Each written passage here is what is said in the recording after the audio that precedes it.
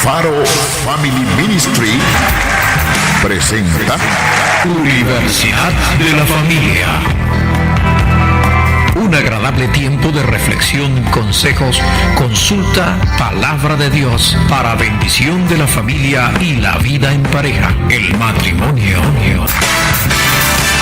Levantaré con los esposos y ministros de Dios, Roberto y María del Pilar Alfaro. a los montes de Jerusalén, al Dios de Israel. En esta programación usted recibirá sanidad, restauración, bendición, rehabilitación y esperanza.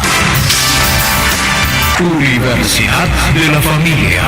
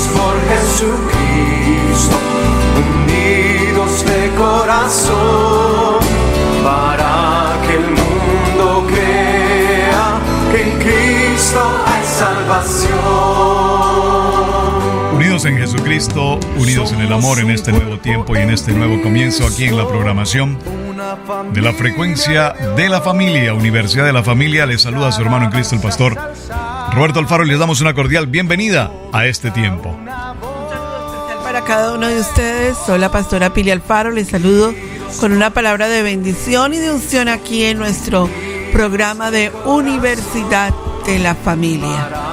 Definitivamente el tema que estamos abordando en esta semana es un tema muy polémico generacionalmente.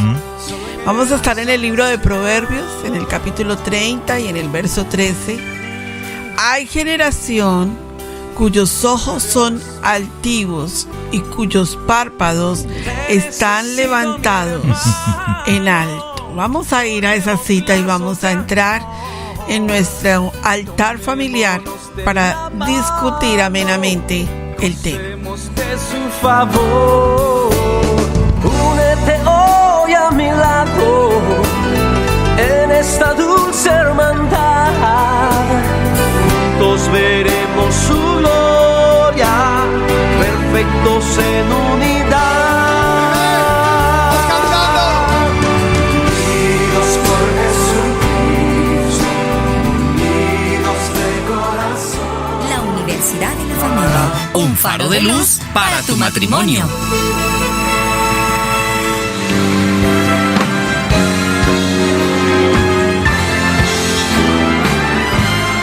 Universidad de la Familia presenta La hora del altar familiar. un hábito sano de oración. Marcos 11:17. Mi casa será llamada casa de oración. Con nuestro acróstico casa, Confesión, adoración, súplica, agradecimiento. la hora del altar familiar. Palabra revelada hoy para tu matrimonio. La hora del altar familiar. Un hábito sano de oración.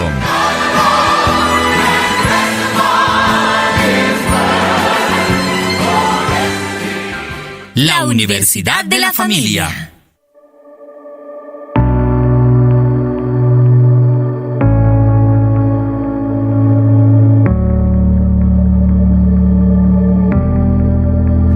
Este texto que estamos tomando para nuestro programa en el día de hoy, en el libro de Proverbios capítulo 30, verso 13, nos da un tema extraordinario para el día de hoy. Así es, pastor. Vamos a hablar de ojos altivos y cuyos párpados están levantados en alto.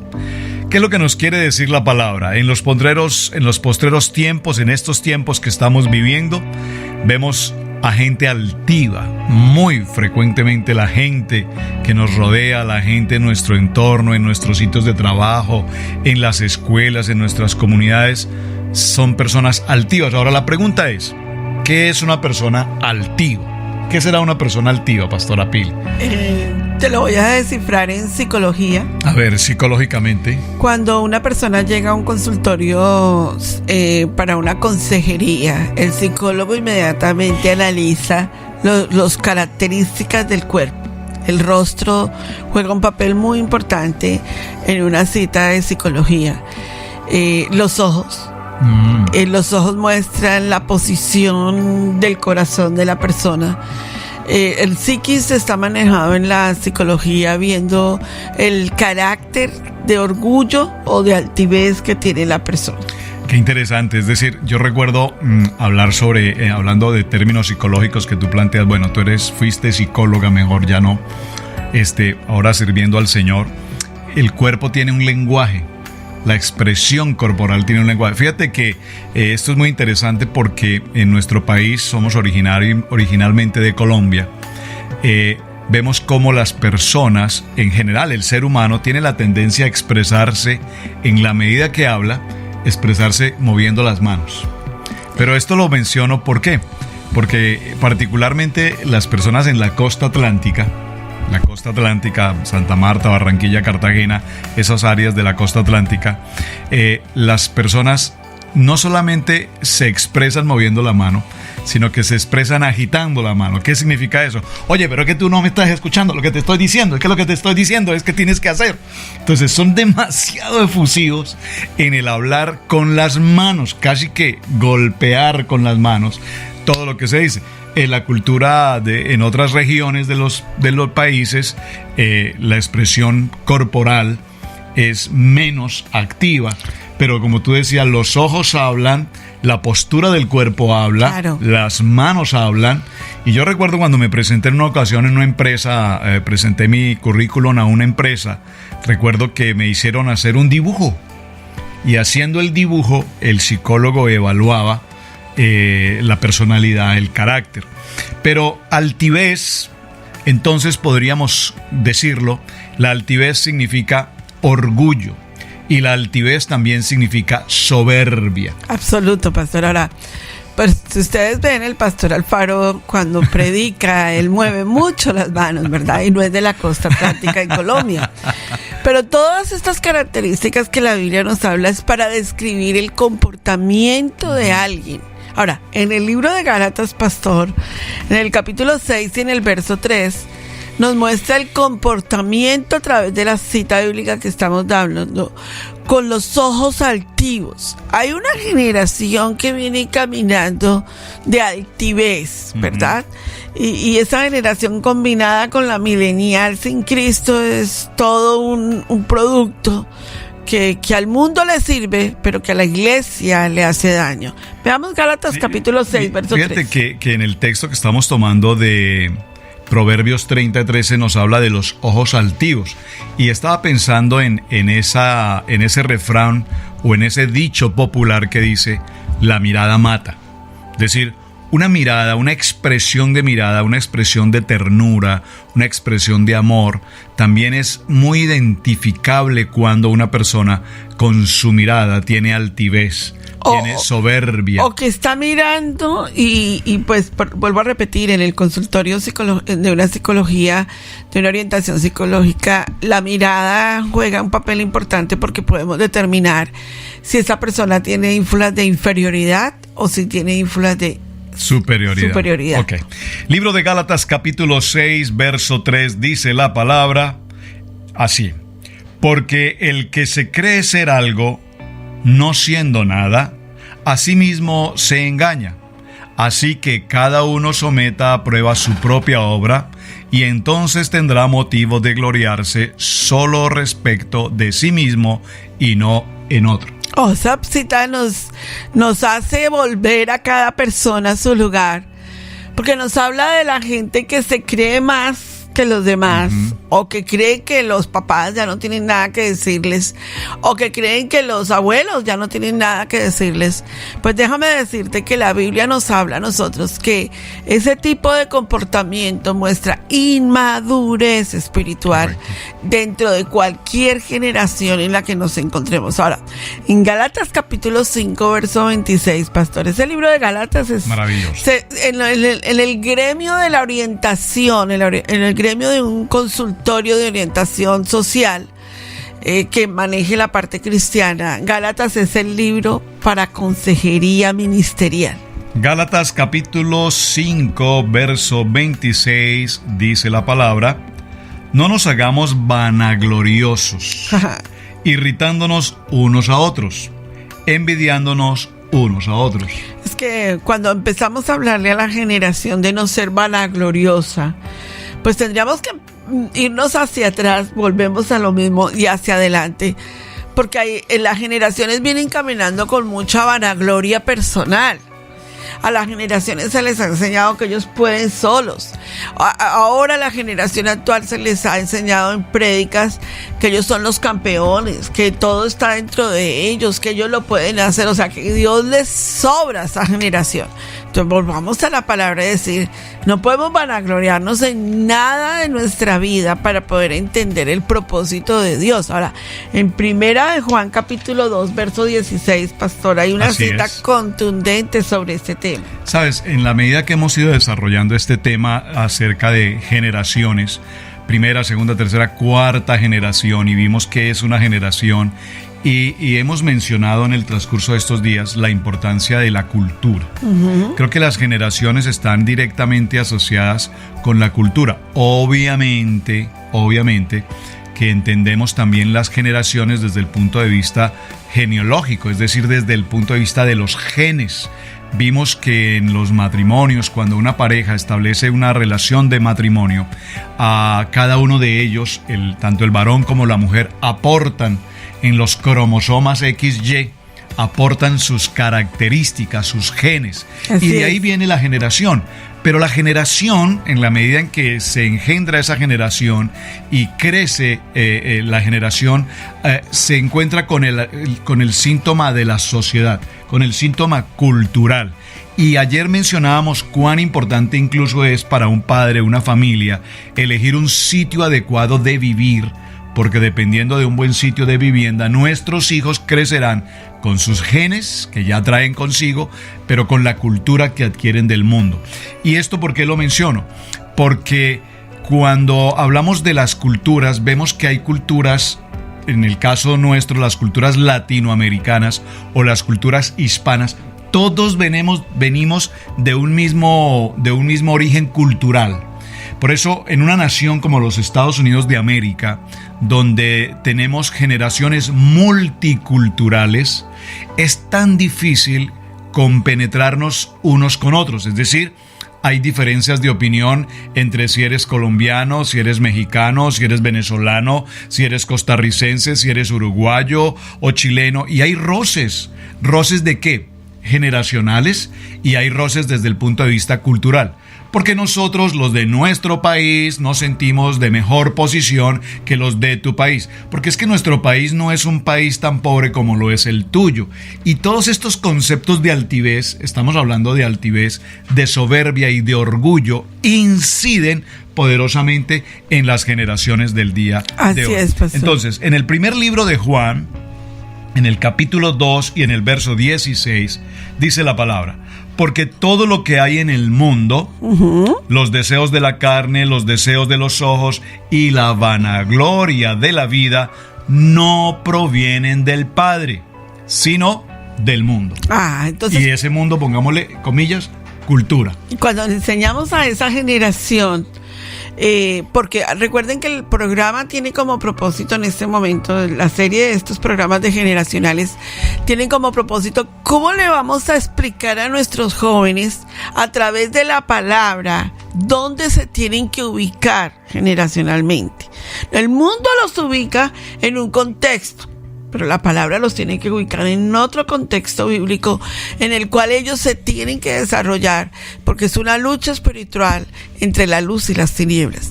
Cuando volvamos de la pausa vamos a hablar acerca de cómo la Biblia nos enseña de quiénes somos y nos recuerda quiénes somos y para dónde vamos. Sí.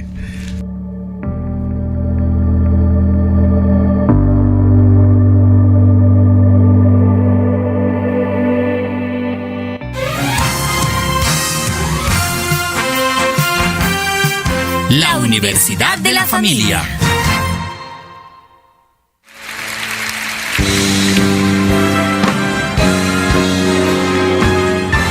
Universidad de la Familia presenta Atesorando valores familiares. un lugar en la mesa conyugal. La ciudad estará bien hasta que la familia esté bien. La familia estará bien hasta que Dios habite allí. Con el acróstico MESA, modelo del esposo y padre. Esposa como mujer prudente, sabia, sensata, casta y cuidadosa. Sus hijos como herencia de Jehová. Abundancia de prosperidad alrededor de la mesa conyugal. Palabra revelada hoy para tus hijos. Atesorando valores familiares, un lugar en la mesa conyugal.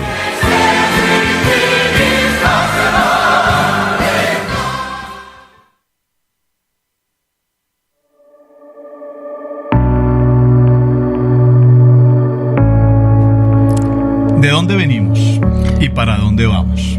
Definitivamente, aunque la Biblia, pastor, nos enseña que todo hombre es polvo, hay personas, Génesis capítulo 2, verso 7 nos recuerda que somos polvo. Pues déjame decirte, pastor, que hay personas que hoy en día, jóvenes y adultos aún viejos, creen que no necesitan de Dios. Sí, así es. Que ya ahora es la generación de que no tienen que pensar en Dios. De hecho, uno de los datos más escalofriantes, diríamos, en este momento es el de que los jóvenes hoy en día no se están relacionando con ningún tipo de religión. Ni son cristianos, ni son evangélicos, ni son esto, ni son lo otro. Hoy en día ellos están declarando gnósticos. Y todo esto es una generación altiva, pastor. Una generación altiva, soberbia. Y recuérdate que ayer leíamos en Proverbios, como una generación que cree que todo lo que hace está bien según su propia opinión. Ahora, tú decías, los jóvenes, muchos hoy no quieren tener ningún tipo de cercanía con algo que se mencione respecto de la Biblia o de Dios. Pero sin embargo, los jóvenes de hoy también viven un mundo desde el punto de vista, vuelvo con la palabra, cultural, pero también desde el punto de vista de la moda. ¿Sabes? Me causó un gran impacto hace unos días. Estaba en un centro comercial aquí cerca a nuestra ciudad. Y tú sabes que cuando vamos al centro comercial, mi esposa va a visitar los almacenes, ella se toma el tiempo para ir de shopping. Cuando me dejan. Para ir de shopping. Y nosotros los hombres, ¿qué hacemos?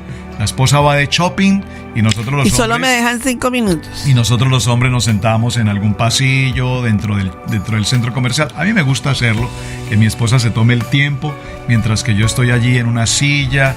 Y me encanta observar a las personas, porque tú encuentras, haciendo este ejercicio, te sientas en un mall, en los pasillos, y ves cruzar a tantas personas. Y yo me pregunto por un momento, ¿qué estará pensando cada persona? ¿Qué cada persona piensa? Ves pasar a unos muy alegres, muy emocionados, y muestran la bolsa de su compra, y lo que pretenden es mostrar la bolsa con el símbolo o la marca de lo que acaban de comprar, y se sienten muy satisfechos de haber hecho una compra en una de las tiendas más costosas, y eso los llena de entusiasmo.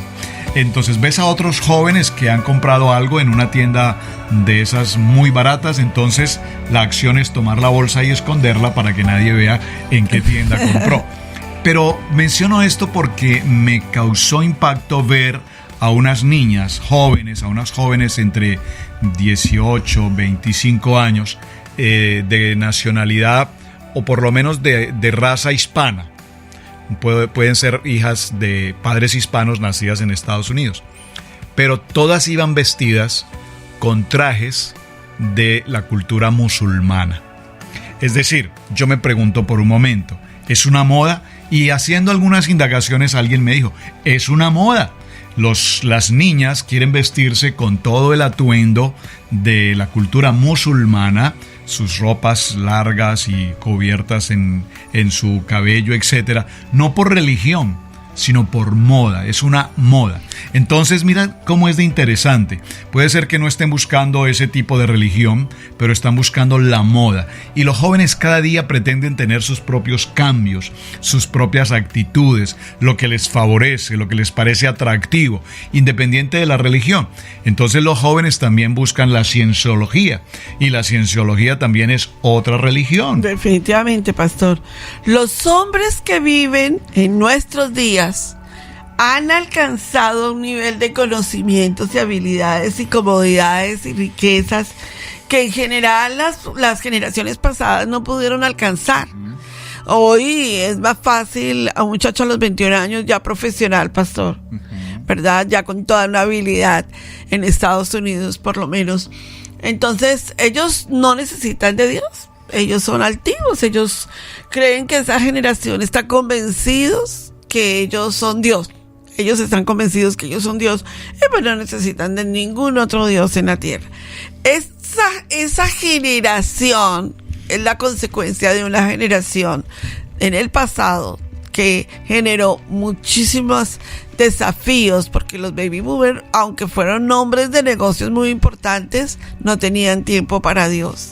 Entonces, esa generación nos dio hijos también, que hoy son los hijos que tienen pensado su futuro sin Dios. Entonces, ahora, pastor, pero la Biblia nos habla que aunque tú conozcas y tengas 3 carreras, que aunque tú puedas ser la persona más inteligente del mundo, que aunque tú tengas un coeficiente intelectual alto, que tú puedes estar en la mejor universidad de la tierra, la Biblia nos dice, en Daniel capítulo 12, verso 4, nos habla de que no podemos olvidarnos de que el conocimiento y el entendimiento vienen de Dios. Libro de Daniel en el capítulo 12, verso 4. El título de este capítulo es El tiempo del fin. Y en este texto de 12:4 dice: pero tú, Daniel, cierra las palabras y sella el libro hasta el tiempo del fin. Muchos correrán de aquí para allá y la ciencia se aumentará. Y yo, Daniel, miré y he aquí a otros 2 que estaban en pie, el uno a este lado del río y el otro al otro lado del río. Y aquí nos está indicando cómo la ciencia avanza, cómo la tecnología, y tú lo expresabas en la enseñanza del día domingo en nuestra congregación. Hoy un bebé, tenemos el caso en nuestra propia congregación, una niña de 3 añitos. 3 añitos apenas cumplidos. Pero es impresionante cómo cuando estamos en el estudio bíblico, ella disfruta de la enseñanza bíblica a través de su tablet. Y ella va a la tablet y busca en su internet y busca la página bíblica, y los dibujos bíblicos y los animados, los cartoons en la Biblia. Y es una bebé de 3 años y tiene como en 3 años de bebé. Ahora es bilingüe además, ¿verdad? Porque nos habla parte en español, nos habla parte en inglés. 3 añitos. La tecnología no solamente avanza tecnológicamente, como la palabra lo indica, sino que nuestros bebés, la generación digital. Imagínate, pastor, que hablando del tema que estás diciendo, me causó mucha curiosidad, porque la niña que estamos nombrando, se llama Victoria. ¿Cómo te parece que estuvo en un sitio de comida? Uh-huh. Y cuando ella llegó al sitio de comida, ella pidió la carita feliz en el sitio de comida, y entonces le dieron la comida, pero no le dieron la carita feliz. Entonces ella se sentó y dijo, bueno, me falta mi juguetico de la carita feliz. Entonces ella habla en inglés, pero se expresa también en español, pero su idioma más predominante, sí, es el inglés. Entonces la abuelita no habla una gota de inglés. Entonces ella le dijo, bueno, yo te llevo al mostrador, pero tú eres la que vas a decir que te falta tu carita feliz. Entonces le dijo, listo. Entonces la niña fue, pero pues en el mostrador no la alcanzaban a ver, y ella estaba en la parte de abajo del mostrador, discutiéndole a la persona que la atendió, ¿dónde está mi carita feliz? Que yo pedí una carita feliz y nadie me sirvió mi carita feliz. El manager de verla a la niña defendiéndose solita, pidiendo, o sea, exigiendo sus derechos, ¿verdad? El manager le dio tanta curiosidad que el manager le dijo, ¿sabes qué? De ahora en adelante, durante un mes vas a comer carita feliz todos los días en este sitio, porque estás exigiendo tus derechos. ¿A qué va con el ejemplo que estamos hablando? La Biblia nos habla de que se iba a levantar generaciones y que esas generaciones iban a venir con una altivez programada. Yo lo diría así, programada. Vayamos a Romanos capítulo 1, verso 29, pastor, y leamos la 29 para ir discerniendo lo que Dios nos quiere hablar, de que sí iba a existir esa generación, pero que hay remedio para nuestros hijos dentro de esa generación. Voy a tomar el texto de Romanos en el capítulo 1 y vamos a leerlo a partir del verso 28. Para entender este contexto, dice la palabra: y como ellos no aprobaron tener en cuenta a Dios, Dios los entregó a una mente reprobada para hacer cosas que no convienen. Verso 29. Estando atestados de toda injusticia, fornicación, perversidad, avaricia, maldad, llenos de envidia, homicidios, contiendas, engaños y malignicencia. Imagínate, pastor, una generación que se ha levantado sin la Torah.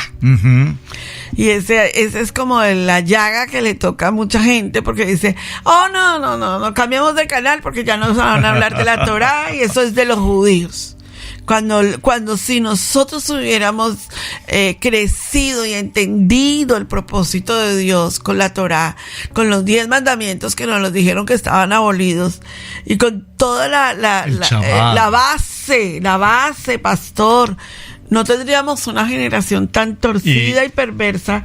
Porque mira lo que dice Romanos. Y no lo he terminado de leer porque el verso 30 continúa la historia.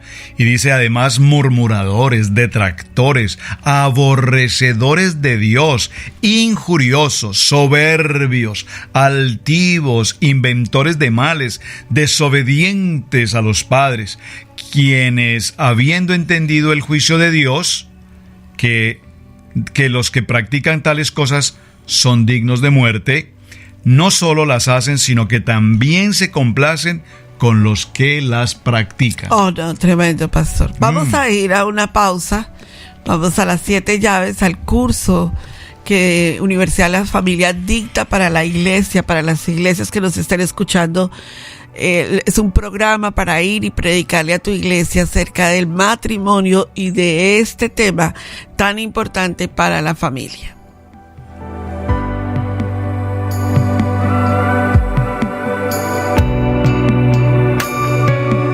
La Universidad de la Familia. Un faro de luz para tu matrimonio.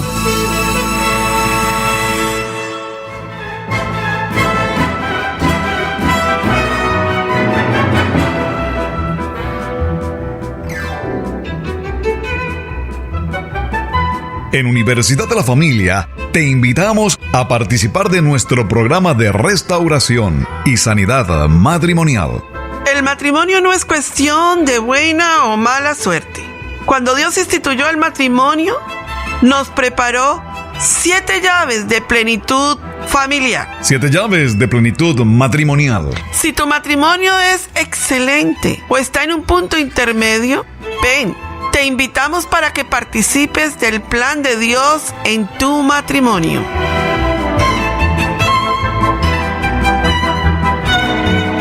Siete llaves de plenitud matrimonial. Llave de restauración. Llave de la sanidad. Llave de la comunicación. Llave de las estaciones. Llave del pacto profético. Llave del lenguaje íntimo. Llave de la fe en acción. 7 llaves de plenitud matrimonial. Génesis 1:28. Y los bendijo Dios, y les dijo: fructificad y multiplicaos, llenad la tierra y sojuzgadla, señoread en los peces del mar, en las aves de los cielos y en todo animal que se arrastre sobre la tierra. 7 llaves de plenitud matrimonial. Contáctanos Escríbanos a través de nuestro correo electrónico robertoypili@hotmail.com. y los bendijo Dios. Tiempo de Universidad de la Familia.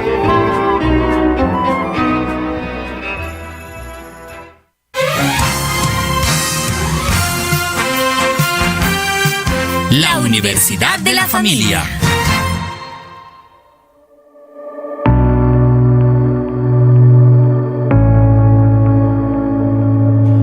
Un líder ateo sosteniendo un letrero con un mensaje blasfemo. En la traducción, en el tema del cartel de ese líder decía: If Jesus returns, kill him again. Si Jesús regresa, mátenlo de nuevo. Primera de Timoteo, Pastor Roberto, nos habla de una generación que iba a salir de esa manera. Segunda de Timoteo, capítulo 3, verso 1, que esa generación iba a traer ese movimiento contra Dios. Leámoslo. En el segundo libro de Timoteo, en el capítulo 3, y vamos a tomar del verso 1, dice la palabra: también debes saber esto, que en los postreros días vendrán tiempos peligrosos. Yo creo que estamos en esos tiempos, porque habrá hombres amadores de sí mismos, avaros, vanagloriosos, soberbios, blasfemos, desobedientes a los padres, ingratos, impíos, sin afecto natural, implacables, calumniadores, intemperantes, crueles y aborrecedores de lo bueno, traidores, impetuosos, infatuos, amadores de los deleites más que de Dios. Y en el verso 5 dice que tendrán apariencia de piedad, pero negarán la eficacia de ella. A estos evita. Wow. Tal vez la palabra aquí, huye. No, tremendo, pastor. Mira, hace unos días atrás tuve una consejería con una niña de 19 años. Y ella estaba en una depresión tan profunda, pastor, con respecto a la juventud, con respecto a la vida de la gente, con respecto a ver a los jóvenes de la edad de ella. Y ella como en la mitad, en una encrucijada, sin saber cuál era el camino que tenía que tomar. Y Dios me llevó a una cita, pastor, en el libro de Eclesiastés, en el capítulo 7, en el verso 10 para ella. Porque en estos tiempos, hermanos, sí hay todavía remanentes de jóvenes y sí hay todavía una generación dispuesta a amar a Dios por encima de todo. Sí la hay. Bueno, para la gloria de Dios yo puedo decir que sí, y con toda certeza lo digo por mis hijos, ¿verdad? Por Camilo, por Sebastián, por David y por muchos otros jóvenes que están escuchándonos, por jóvenes de nuestra misma congregación, que ellos están peleando la buena batalla de la fe en medio de este problema tan serio que tenemos de una generación perversa, torcida, altiva. Leamos la Eclesiastés 7:10, pastor. Libro de Eclesiastés, capítulo 7, verso 10, dice: nunca digas cuál es la causa de los tiempos pasados, que fueron mejores que estos, porque nunca de esto preguntarás con sabiduría. Buena es la ciencia con herencia y provechosa para los que ven el sol. Sí, es un refrán muy popular y normalmente escuchar a tantas personas decir es que en los tiempos pasados, en los tiempos anteriores, es que en este país escuchamos con frecuencia la frase es que en mi país yo tenía, en mi país yo era, en mi país yo hacía. Y entonces la pregunta del millón es, entonces ¿qué haces aquí? ¿Por qué no estás en tu país si tenías tantas comodidades, tantos beneficios? La gente suele decir, los tiempos pasados fueron mejores. No hay mejor tiempo que el que estamos viviendo hoy. Sí. El punto es, si estamos viviendo una vida conforme a un propósito de Dios establecido, o si estamos viviendo una vida conforme a una cultura del mundo establecida. Claro, ahora ¿qué dice la palabra? La palabra dice, Señor, yo te pido, no te pido que los apartes del mundo, te pido que estando en el mundo los guardes. Y tú recuerdas que cuando hicimos esa campaña de 40 días en el libro de Una vida con propósito, ese ejemplo quedó grabado en mi corazón. Habla de cómo el pato o los patos, cuando van al agua, permanecen en el agua, se pueden sucumbir a la profundidad en el agua, pero sin embargo sus plumas no se mojan. O el otro ejemplo es el ejemplo del pez. El pez que está en el mar y pasa toda una vida en el mar, y al momento de ser pescado y posteriormente traído al plato, aún para poderlo consumir se le aplica sal. Y la pregunta es, ¿cómo permaneció durante tantos años en el mar, en el agua salada, y al momento de consumirlo debemos aplicarle sal? Pues es el ejemplo práctico de la vida del cristiano. Los tiempos pasados fueron excelentes, pero los que estamos viviendo hoy son maravillosos. Claro. Los tiempos pasados fueron muy buenos, pero estos aún son tiempos mejores. Fíjate que tú mencionabas hace un momento, hoy en día, si nosotros vivimos momentos hermosos en nuestra juventud, y la semana anterior en nuestro servicio dominical enseñamos sobre las generaciones y compartimos nuestra generación de los años 70 y nos vestimos con algunos modelos de los años 70 y disfrutamos de la escuela de los años 70, del volver a la escuela. Son tiempos maravillosos. Sí, definitivamente, pastor. Claro, pero en ese tiempo también ya había generación perversa y momentos torcida. Difíciles también. Ahora, mira, pastor, algo muy importante. Esto es algo que el Señor ha venido trabajando en nosotros y queremos compartirlo con todos ustedes. Ustedes se han visto en las calles, bueno, más que todo en las ciudades urbanas de grande población, vemos buses hoy en día que dicen la palabra, dice, posiblemente Dios no existe. Disfruta de tu vida. Mira, ese tipo de vallas, tal vez tú digas hoy en día, no, pero pues yo sí creo en Dios. Pero lo que ese tipo de vallas está generando es una cultura derribando la fe en Yeshua. El ateísmo, ¿sí? Pues. Entonces, pero Yeshua nos advirtió, porque es que nosotros creemos que todo es nuevo. Pero Yeshua, tú sabes que Él va del pasado al presente, visita nuestro pasado para sanar cosas de nuestro pasado. Tú no te puedes devolver al pasado. Viene a tu presente para solucionar cosas de tu presente, pero nos muestra el futuro para que nosotros estemos preparados en el futuro. Por eso es que Dios despertó esta predicación de charlas generacionales. Y Yeshua dijo algo muy tremendo que tiene que venir a nuestro espíritu y como sacudirnos espiritualmente en este momento. En Lucas capítulo 18, verso 8, Yeshua nos habló de que se iba a levantar una generación que iba a combatir a la otra, o sea, la generación que cree, la va a combatir para derribar algo que es importante, que donde le derriben al ser humano, lo derriban completamente. Vamos a Lucas capítulo 18, verso 8, pastor. Dice la palabra en el libro de Lucas capítulo 18, ¿y acaso Dios no hará justicia a sus escogidos que claman a Él día y noche? ¿Se tardará en responderles? Os digo que pronto les hará justicia, pero cuando venga el Hijo del Hombre, ¿hallará fe en la tierra? Esa pregunta no la tenemos que hacer una y otra vez. ¿Dios hallará fe en nuestros hijos? ¿Por qué? Porque el mundo los está preparando para que ellos no crean. Correcto. No crean el mensaje del evangelio, no le crean al predicador, no le crean a la alabanza. Mira, es una tremenda guerra espiritual el que hoy la juventud adore a Dios. Claro, y tú lo decías hace un momento, en la medida en que la tecnología, y la Biblia así lo narra, vendrán tiempos en que la tecnología aumentará tan rápidamente que la pregunta es, ¿hay fe? Para cuando venga el Hijo del Hombre, ¿hallará fe en la tierra? Es la pregunta de Lucas capítulo 18, verso 8. Y atención a esto, hay una fe, pero debemos entender el contexto de la fe, porque hay una fe intelectual. Claro. ¿Verdad? La fe del intelectual es entender que las cosas se pueden hacer. Es más, yo soy capaz de mejorar esta aplicación.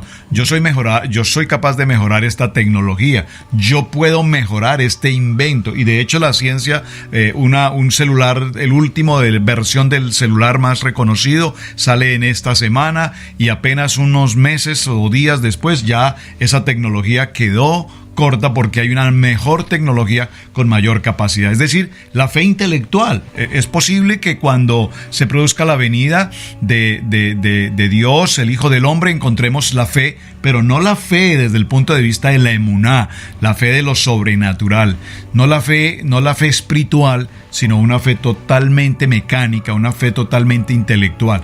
Y podríamos decirlo en una palabra un poco más simple, una fe griega. Una fe griega es una fe lógica, una fe racional, una fe de entendimiento, y cuando la fe entiende lo que está pasando, entonces a eso le llamamos fe.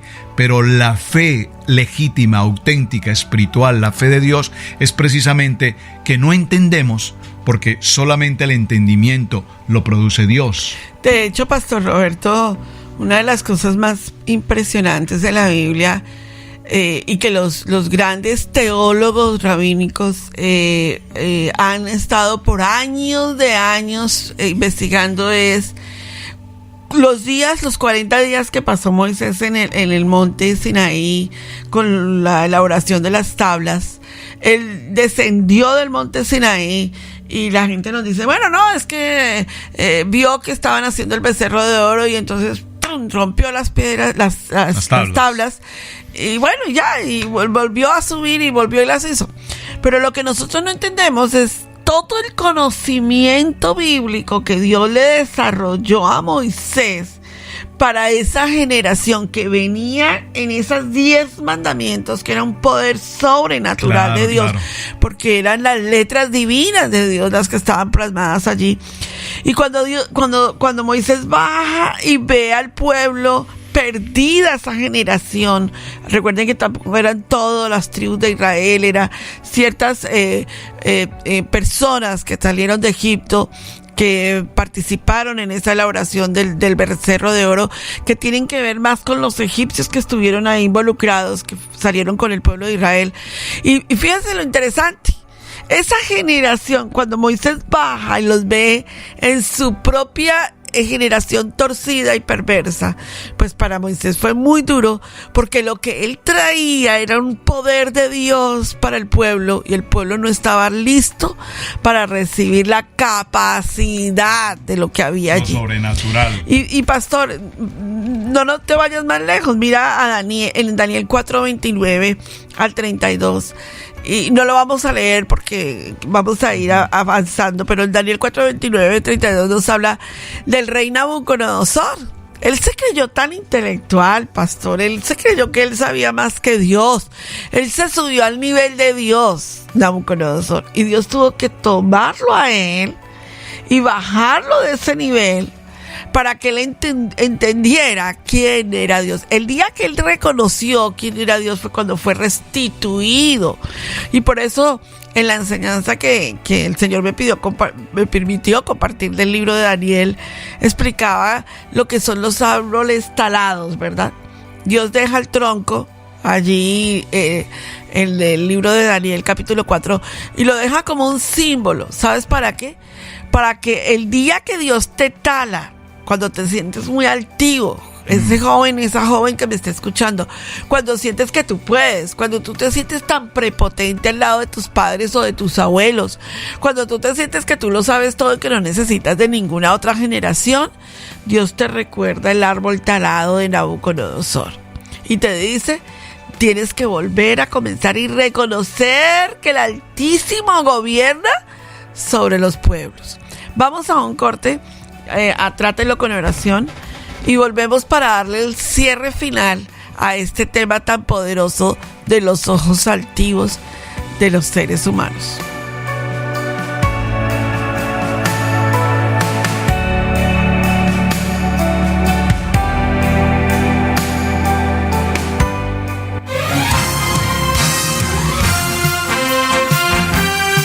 La Universidad de la Familia.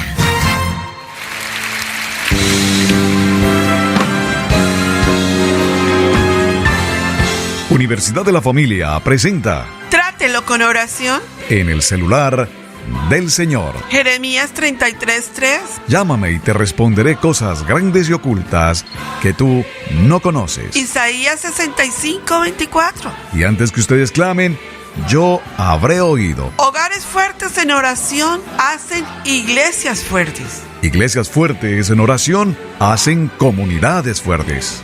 Trátelo con oración en el celular del Señor.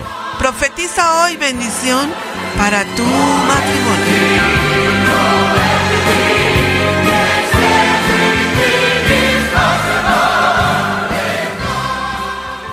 La Universidad de la Familia.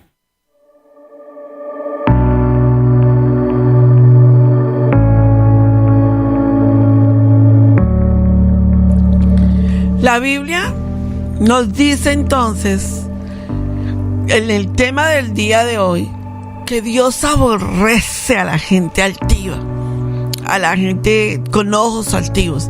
Mira lo que dice Proverbios 6, 16 al 19, Pastor Roberto. Dice la palabra en el libro de Proverbios 6, 16. 6 cosas aborrece Yahweh, aún 7 abomina su alma: los ojos altivos, la lengua mentirosa, las manos derramadoras de sangre inocente, el corazón que maquina pensamientos inicuos, los pies presurosos para correr al mal, el testigo falso que habla mentiras y el que siembra discordia entre hermanos. Pastor Roberto, y el primero es: aborrece los ojos altivos. Déjame compartirte que es algo muy importante. Cuando nosotros, la comunicación en nuestros ojos demuestran muchas cosas espirituales en nuestra vida espiritual. Ahora, Dios quiere y está interesado, el interés de Dios es enderezar aquellos ojos altivos. Aquella generación que tiene ojos de altivez y de orgullo, Dios lo quiere interesar. Y cuando tú veas a esa generación, predícales con la palabra. ¿Qué dice la palabra? De la forma como ellos están mirando a sus padres o a sus hijos o a sus abuelos o a la misma congregación o a la misma comunidad. Predícales, enséñales. Tal vez ellos nunca han escuchado esa palabra y necesitan escucharla. Y con que nosotros comencemos con unos cuantos, veremos la gloria de Dios en muchos. Mira lo que dice, pastor, el Salmo 18, 27. Dice la palabra: porque tú salvarás al pueblo afligido y humillarás los ojos altivos. Tremenda palabra. Estaba meditando en este momento en el libro de Jeremías también, en el capítulo 19, tú recuerdas que habla de la vasija y las manos del alfarero. Y las manos del alfarero preparan la vasija y el alfarero da forma a la vasija según el propósito para el cual la esté preparando. Puede ser una vasija más grande o más pequeña según su uso. Pero también llega un momento en que la vasija se rompe. Uh-huh. Y entonces el alfarero nuevamente toma esa masa, la prepara, la moldea y produce una nueva vasija. Es un poco la altivez. El Señor, ¿de qué manera de qué manera el Señor actúa frente a la persona altiva, al orgullo, a la vanidad, a la vanagloria? ¿De qué manera Dios debe tratar con el carácter y la personalidad individual para formar la vasija conforme al uso que precisamente el Señor quiere dar? Y creo que el modelo más claro, y lo podemos presentar como testimonio, somos nosotros mismos, porque el Señor ha tenido que trabajar con nosotros, con esta vasija altiva, con esta vasija orgullosa, con esta vasija intelectual, y el Señor ha tenido que trabajar en el proceso, como nos gusta esa palabra, ¿verdad? Ser procesados en la altivez, en el orgullo, en la vanidad, en la contienda, en el pleito, en la ira, y ser moldeados para llegar al carácter en Cristo. Una cita que tengo muy bien resaltada en la Biblia, pastor, está en Isaías capítulo 5, verso 15. Yo te la voy a leer. Uh-huh. Dice: y el hombre será humillado, y el varón será abatido, y serán bajados los ojos altivos. Esa cita tienes que irte a tu Biblia y buscarla y leerla, porque sabes, en muchas ocasiones Dios nos tiene que recordar a nosotros tú dices hoy, bueno, pero ¿por qué este muchacho es tan maleducado? Bueno, porque tú lo maleducaste. Tú lo formaste. Tú mismo lo estás diciendo, es maleducado, porque está mal educado por los padres. Y las consecuencias que nosotros tenemos hoy de la generación de hoy en día, yo personalmente como pastores de Iglesia Cristiana Integral, decimos definitivamente la culpa son los padres. ¿Por qué? Pastora Pili, pero ¿por qué no la echa a nosotros? Porque los padres tienen una influencia tan grande en la formación de sus hijos. Nosotros no le podemos dejar a la iglesia que los forme, porque la iglesia lo que tiene que hacer es formarlos, pero en la palabra. Oh, claro, por supuesto. Pero en casa, los modales, en casa, la forma de contestar, en casa, la forma de criarse en ellos. Es los principios. Pastor, eso es importante. Los principios, sí. La forma como una madre judía cría a sus hijos es impresionante en la formación de sus hijos.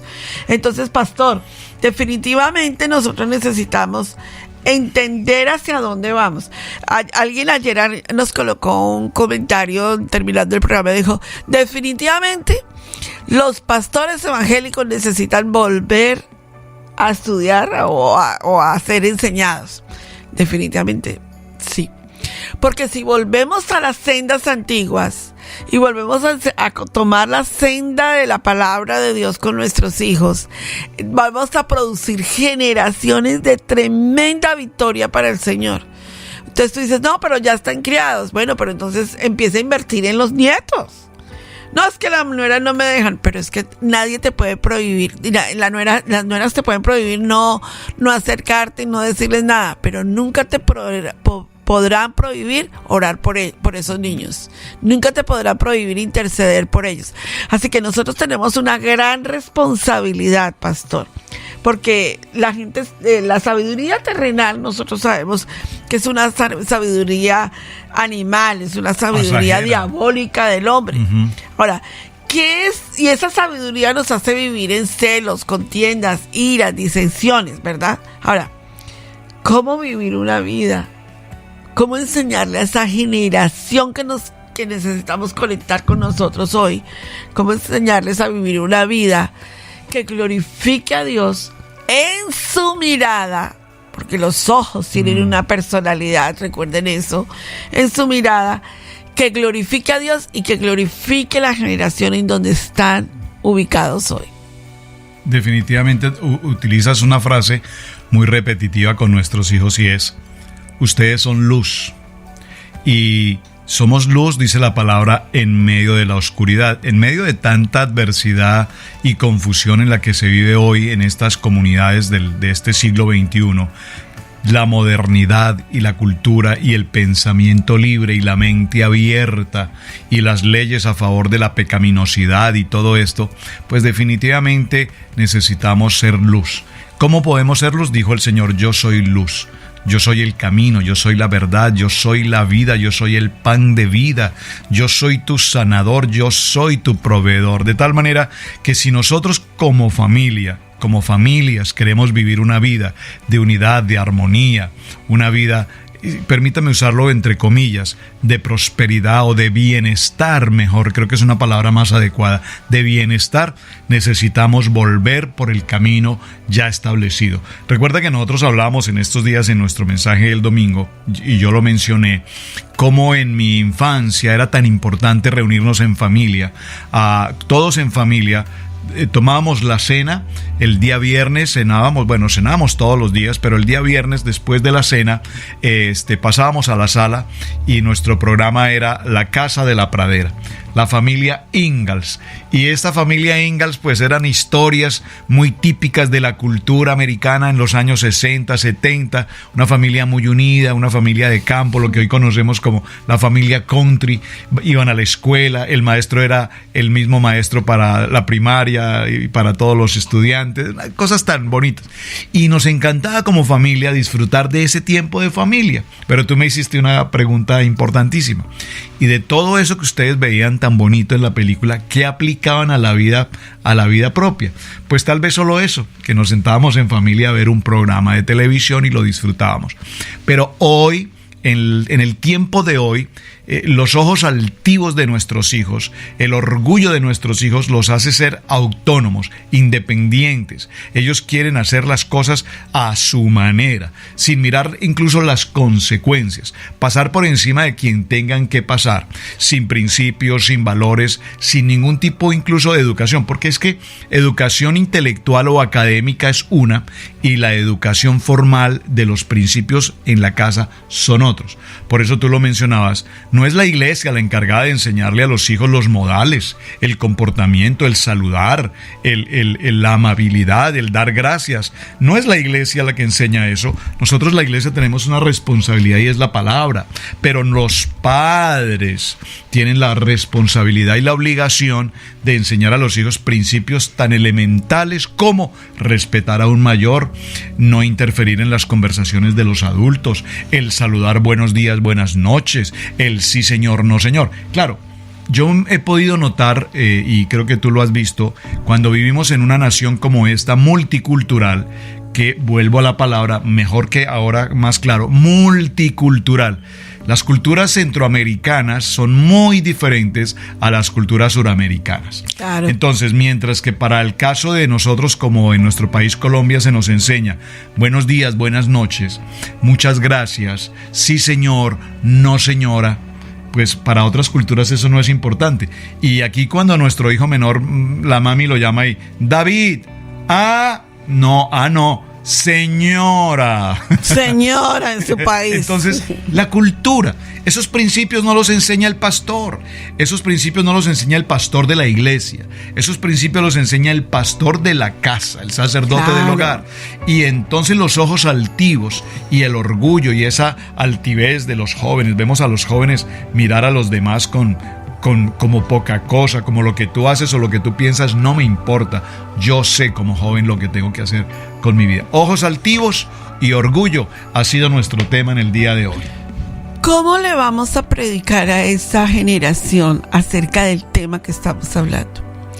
¿Cómo ubicarlos y confrontarlos con la palabra? Porque tú no los puedes confrontar a esa generación sin que se entienda la palabra.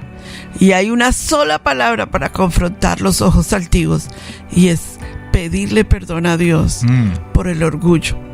Pedirle perdón a Dios, arrepentimiento. Decirle, Dios, ¿sabes qué?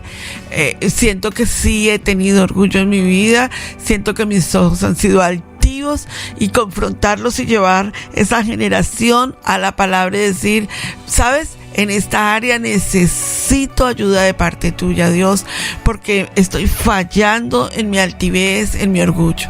Y así es como la palabra nos confronta, y la palabra es la misma para ayer, para hoy y para siempre. Un caso de la Biblia que tuvo demasiado altivez y orgullo fue el caso de David, el hijo de David, ¿verdad? Absalón llegó a ser altivo con su padre. Era un muchacho que se levantaba los ojos altivos y él creyó que era más de su padre. Y pues mucha gente critica la posición de David, dice le faltó autoridad, le faltó esto. Pero yo, ¿sabes qué creo? Y yo no critico la posición de David, porque yo soy madre y yo entiendo que David estaba en ese momento amando a su hijo, ¿verdad? Pero ¿sabes algo que te voy a compartir? La oración que David hizo fue contundente. Él dijo, entorpece el consejo de Ahitofel. Ahitofel representa al Satanás que quiere entorpecer la vida de nuestros hijos. Y aquí es donde quiero cerrar el tema. Ora con intercesión por tus hijos. Confróntalos con la palabra. Llévalos a la palabra para que ellos se arrepientan y le pidan perdón al Señor. Y entorpecer toda intención del enemigo sobre nuestros hijos. Nosotros oramos con mi hijo David en la mañana antes de salir. Y ese es el propósito, que en su escuela, en medio de tantas adversidades, el Señor le dé dirección y sabiduría. Muy bien, mis amados hermanos, este ha sido el tiempo de Universidad La Familia, su hermano el pastor Roberto Alfaro. Nos despedimos. Un privilegio estar con ustedes y servir a nuestro amado Señor. Un privilegio servir a nuestro amado Yeshua. Shalom, bendiciones. Bendiciones.